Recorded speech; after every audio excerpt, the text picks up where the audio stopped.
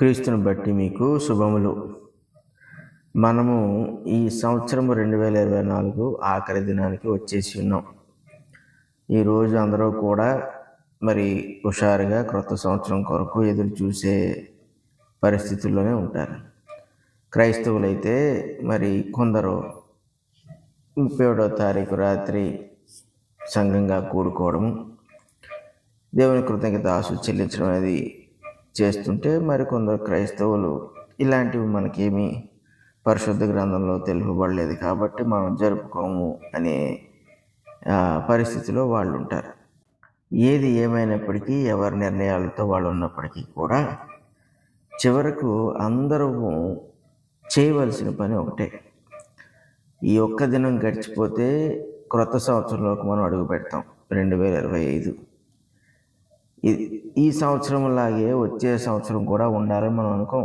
పురోగతి చెందాలని, ఇంకా ఎక్కువగా మనము ఎదగాలని, లేకపోతే భౌతికంగా ఎదగాలని, మనకి ఇప్పటి వరకు లేదంటే ఈ సంవత్సరం నెరవేరని ఆశలు, కోరికలు ఈ క్రొత్త సంవత్సరంలో నెరవేర్చబడాలని, దేవుడు అందుకు మనకు సహకరించాలని దేవుణ్ణి వినిపించుకుంటాం, మనం ఆశలు కలిగి ఉంటాం. ఇవన్నీ ప్రతి సంవత్సరం జరుగుతున్నదే, మామూలే.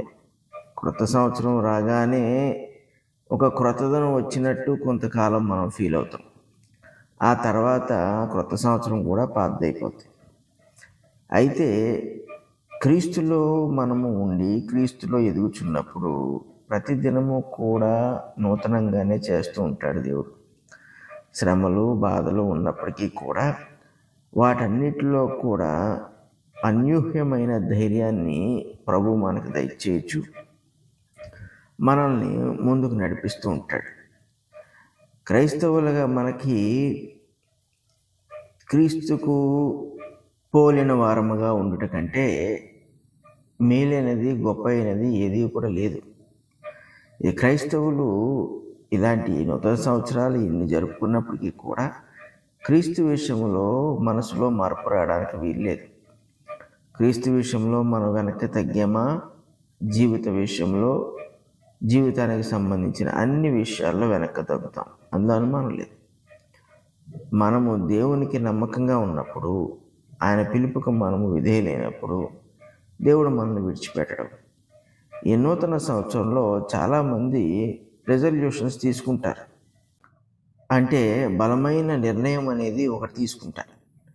అది ఈ సంవత్సరంలో ఎలాగైనా జరగాలని, సాధించాలని వాళ్ళు ఆశపడుతుంటారు. చాలామంది ఈ బలమైన నిర్ణయాలు తీసుకునే విషయంలో కూడా ప్రోత్సహిస్తుంటారు. సంఘాల్లో కూడా సేవకులు క్రొత్త సంవత్సరంలో మీరు బలమైన నిర్ణయము తీసుకోవాలి, అది మీ కొరకైనా దేవుని కొరకైనా రకరకాలుగా చెప్తూనే ఉంటారు.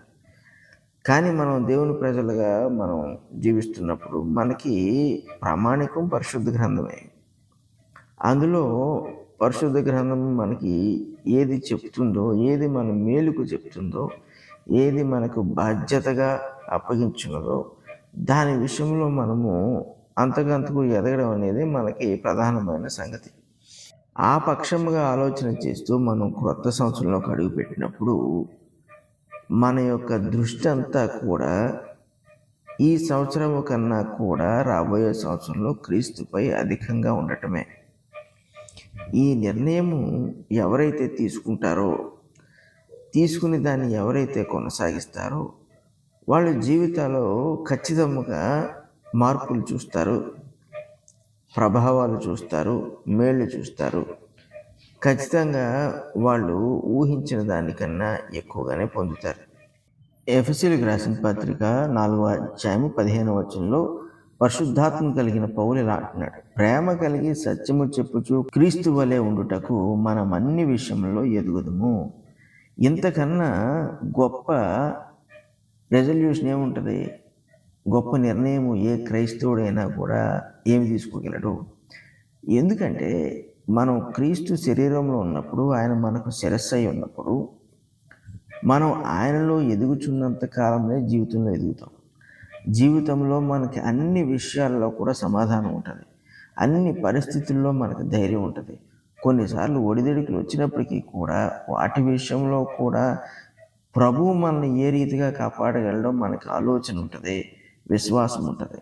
కాబట్టి మనము క్రొత్త సంవత్సరంలోకి అడుగు పెడుతున్నామంటే మనం అది సంపాదించాలనో, ఇది చేయాలనో, ఇంకా గొప్పగా మనం లేకపోతే సేవ చేసేయాలనో, సువార్త చేసేయాలనో, లేకపోతే ఇలా రకరకాలైన ఆలోచనలు అన్నీ ఉన్నప్పటికీ కూడా ప్రధానమైన ఆలోచన ఏమై ఉండాలి అంటే ప్రేమ కలిగి. ఇది చాలామందికి లోపించే లక్షణం. బయటికి మాట్లాడతాం కానీ అంతరంగమందు ఇది మనుషుని యొక్క తత్వమును బట్టి కొనసాగించే చర్యగా చాలామంది క్రైస్తవులు దీన్ని కలిగి ఉంటారు.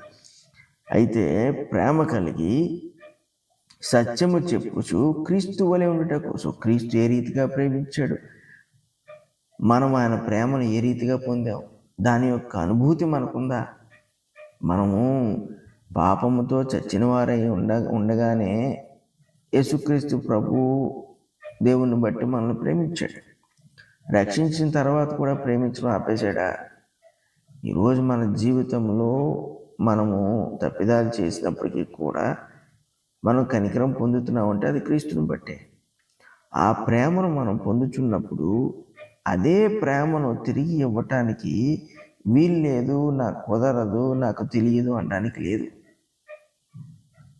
కాబట్టి అంటే మనకి తెలుసు కాబట్టి ఆ ప్రేమ అంటే ఏంటో ఆ ప్రేమను మనం చూపించగలం.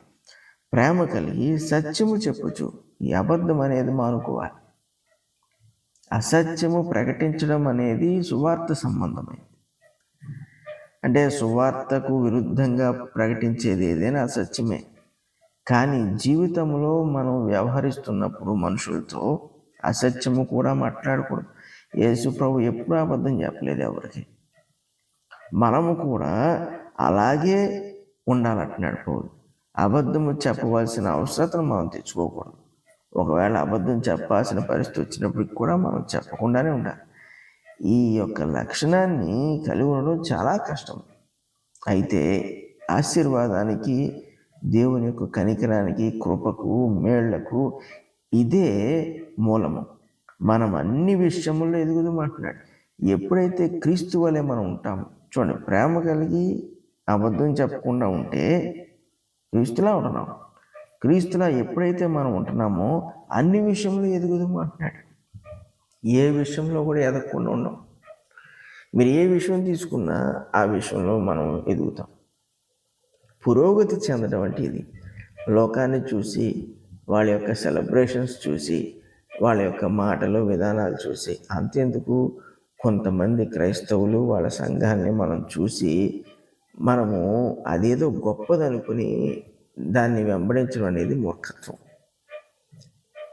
ఏది జ్ఞానయుక్తమైనది అంటే అన్ని విషయముల్లో మనము క్రీస్తుని బట్టి ఎదగడమే. ఎప్పుడైతే ఆయన యొక్క లక్షణాలను, ఆయన స్వభావాన్ని మనం కలిగి ఉంటామో మనం అన్ని విషయముల్లో ఎదుగుతాం. ఇలా ఎదగాలనే ఆశ మనలో ఉండాలి. అలా ఎప్పుడైతే ఆశ కలిగి ఉంటామో ఇప్పుడు క్రీస్తు ప్రేమించినట్లుగా ప్రేమించడానికి, క్రీస్తు సత్యమునే పలికినట్లుగా మనం పలకటానికి ఆసక్తి చూపుతుంటాం.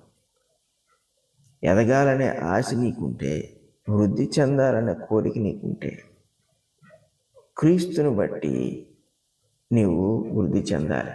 అది కూడా ఆయన యొక్క విధానంలో ఆయన వలె జీవించుట ద్వారా మనము పురోగతి చెందడానికి, ఎదగడానికి ఆశపడాలి.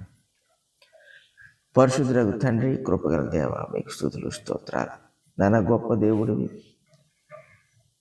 మాకు తెలియకముందే మమ్మల్ని ప్రేమించి, మమ్మల్ని కుమారుడు ద్వారా భద్రపరిచి, మా కొరకు నీ పిలుపుని ఏర్పాటు చేసి, మమ్మల్ని బిడ్డలుగా చేసుకుని సంరక్షించి పోషించు ప్రతి విషయంలోనూ కూడా మాకు తోడై ఉండి, నాన్న మేము చేయుచున్న అపరాధములేంటి, బలహీనతల వల్ల చేయుచున్న క్రియలేంటి, వీటన్నిటిని బట్టి మమ్మల్ని సహించి క్షమించుచు నిత్య జీవమును మా కొరకు నీవు స్థిరపరిచి ఉన్నావన్న గొప్ప విశ్వాసం మాకు కలుగజేయచ్చు.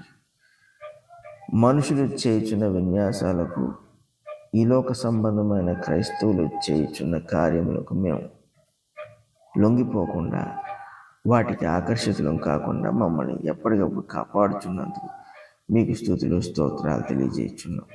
దేవా, ఈ రాబోయే సంవత్సరంలో మేము మరింతగా అన్ని విషయాల్లో నీ కుమారుని బట్టి, నీ కుమారుని యొక్క స్వభావం బట్టి మేము ఎదుగుటకు సహాయం చేయండి.